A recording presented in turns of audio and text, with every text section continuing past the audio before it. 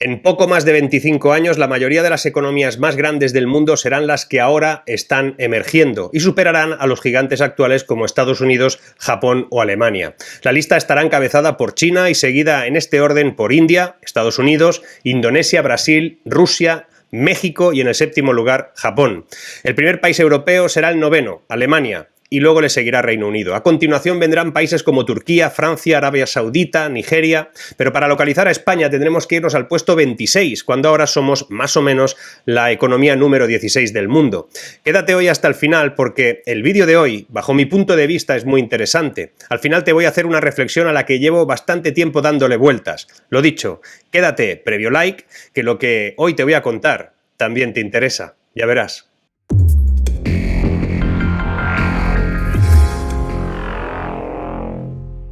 El informe que actualiza el equipo de prospectiva en el Reino Unido liderado por John Hawksworth, economista jefe de PricewaterhouseCoopers, explica que para ese hipotético 2050 se proyecta que el mercado global duplicará su tamaño, incluso asumiendo, como dice la ONU, que la población mundial solo crecerá un 26%.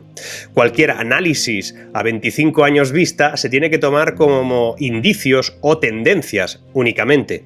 Pero cabe decir que los informes realizados desde hace más de 2 décadas por este mismo equipo han logrado asemejarse mucho a lo que ha ido pasando en materia de nivel productivo y posicionamiento de países cada vez que lo han dicho. Obviamente eso no quiere decir que se pueda saber el modo en el que va a repercutir esa evolución en lo social y político, pero como digo, las proyecciones de crecimiento son algo bastante fácil de formular. Es como un buque navegando en línea recta, aunque pares los motores, su inercia es difícil frenarla, cambiarla o detenerla. Igual llega algo más tarde, pero al final llega al puerto, aproximadamente a la hora prevista y con un simple cálculo. Lo mismo con la inercia económica. Podemos modificar cosas que estimulen el crecimiento o cometer errores que lo detengan, pero en términos generales la dirección y la inercia de alguna manera ya están tomadas. Ahora se considera que el mundo va a doblar su tamaño económico en 2050. Este crecimiento, fundamentado en economías emergentes, traerá consigo muchísimos cambios. Aunque puede ser un desafío predecir exactamente cómo se desarrollará el futuro, la mayoría de los economistas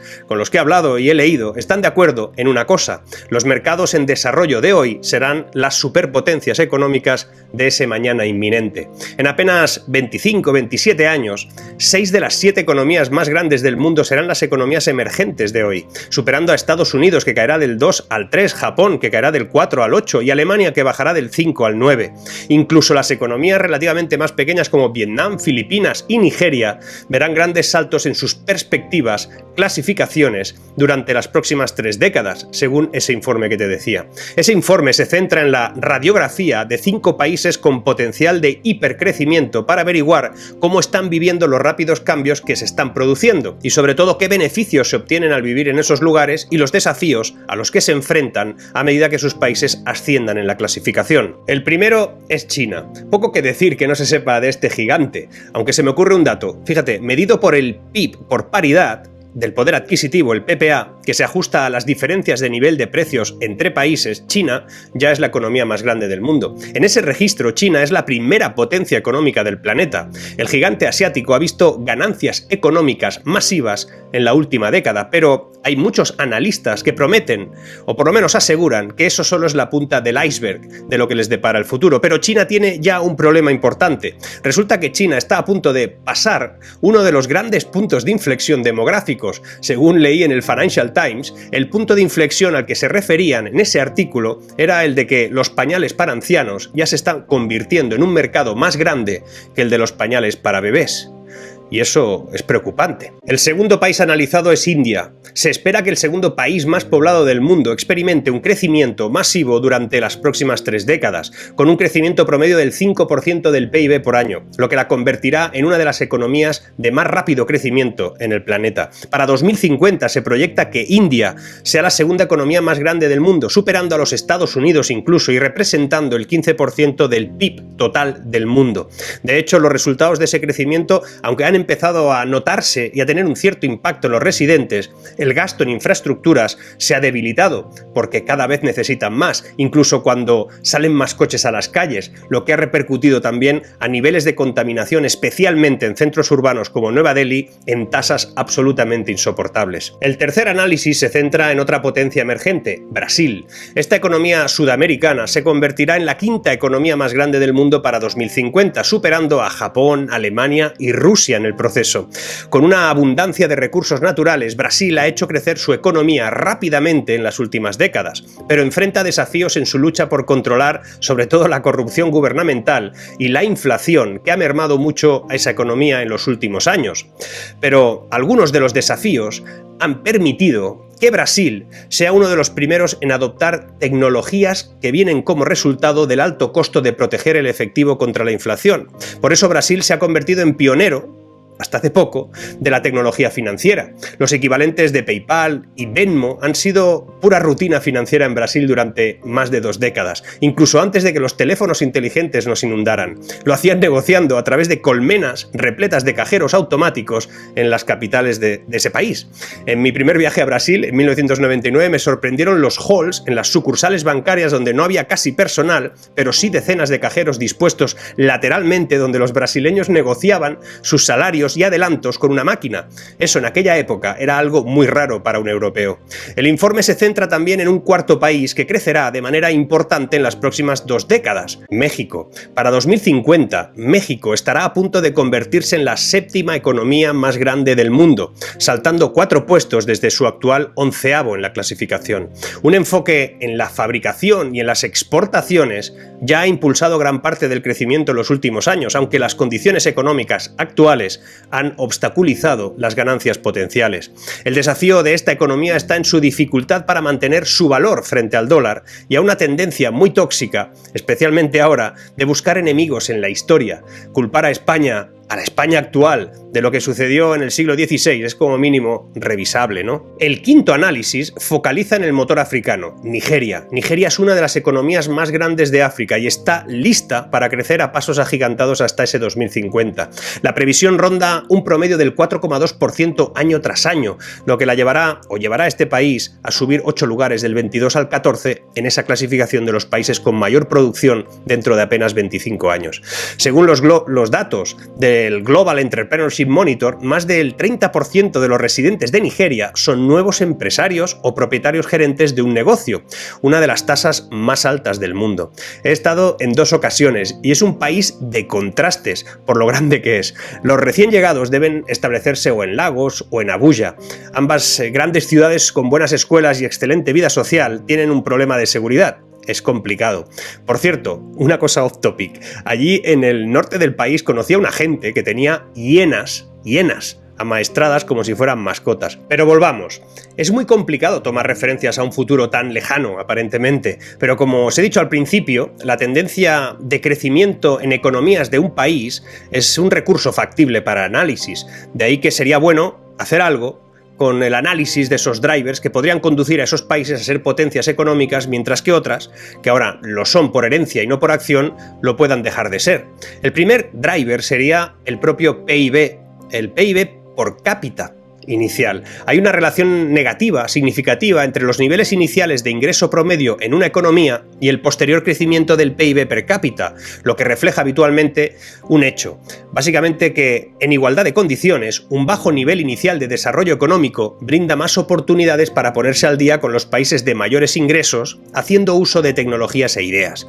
Esto es muy interesante. Demuestra que la anestesia sociológica acaba siendo un freno, aunque no te des cuenta, en otros países.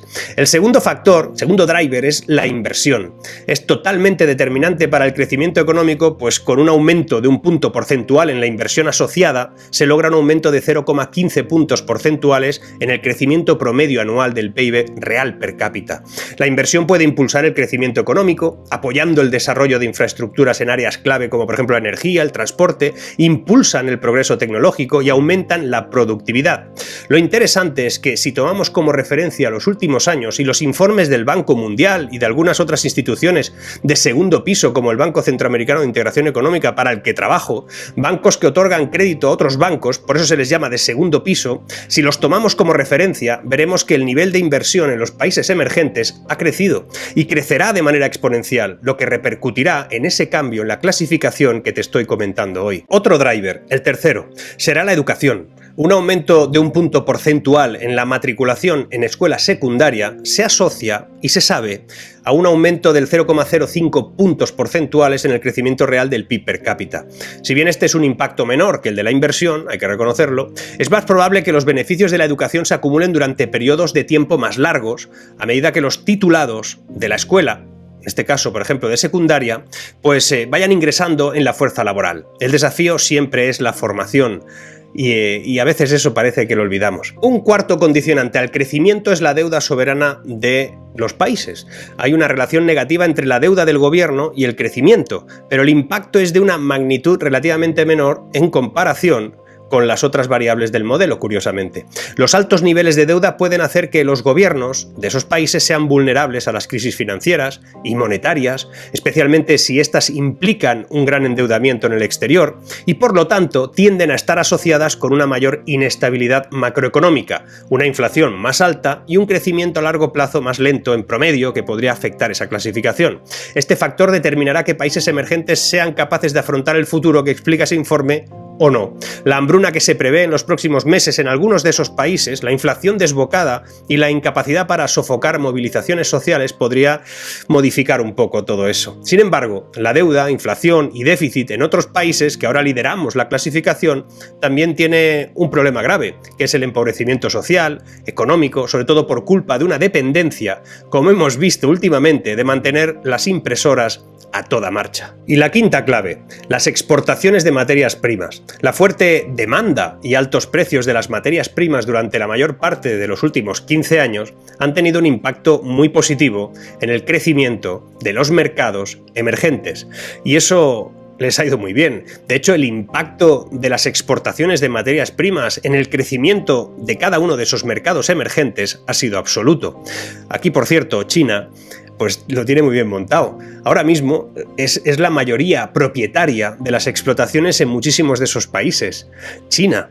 Por lo tanto, no se incluye en ese factor el modelo de análisis que afectaría al informe, porque no estimulará a los países productores, sino que prácticamente solo ayuda a China y Rusia, curiosamente.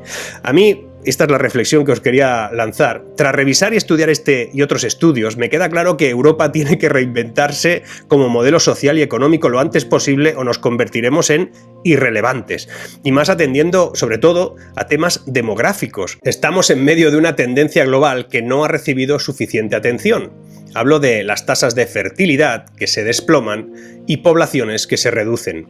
Según las previsiones de un equipo internacional de científicos publicado el año pasado en The Lancet, la población mundial alcanzará un máximo de 9.200 millones alrededor del año 2065, pero luego descenderá a 8.800 millones a finales de siglo. Una tendencia sorprendente si se tiene en cuenta que en el siglo XX la población mundial creció un 600%, de 1.000 millones a 6.000 millones. El estudio de The Lancet decía algo asombroso. La población de 23 países, incluidos Japón, Italia, España y Tailandia, se reduciría al menos a la mitad para fines de este siglo. Estados Unidos y el resto de Europa también se encaminan hacia una situación espectacularmente preocupante. Esta es una tendencia que tendrá implicaciones de gran alcance para la década en la que estamos ya, curiosamente. Tendrá un impacto en la economía, en la geopolítica, en la cultura. Podría cambiar radicalmente la naturaleza misma de cómo se organizan nuestras sociedades y estimulará que lo que dice el informe sobre las potencias globales de 2050 se acelere incluso algo más. El gran desafío económico al que nos enfrentamos, sobre todo en ese futuro, será un mundo robotizado, con una longevidad media superior a los 100 años, con una reducción de la natalidad en el primer mundo preocupante y un crecimiento en otras latitudes totalmente exponencial. ¿Cómo se va a gestionar todo eso? ¿Quién lo está teniendo en cuenta? En 2050, si todo va bien, yo estaré cercano a los 80 años. Mis abuelos se despidieron de este mundo con 98 y con 101. Interpreto que lo que pase en ese lejano 2050 me va a afectar. Y a ti. Y a nuestros hijos especialmente. No sé, Espero que el vídeo de hoy te haya gustado, era distinto a los habituales, pero voy a procurar subir contenidos algo más genéricos de vez en cuando sobre temas económicos curiosos que nos afectan y que trato menos en este canal. Para desengrasar del día a día, básicamente, para aprender mientras los hago y espero que podáis descubrir cosas interesantes. Déjame tu opinión. Aparte de darle al like, suscribirse, la campana para que no llegues tarde a los directos y todo eso, pero sobre todo, deja tu opinión, porque lo que tú vas a contarme a mí también me interesa.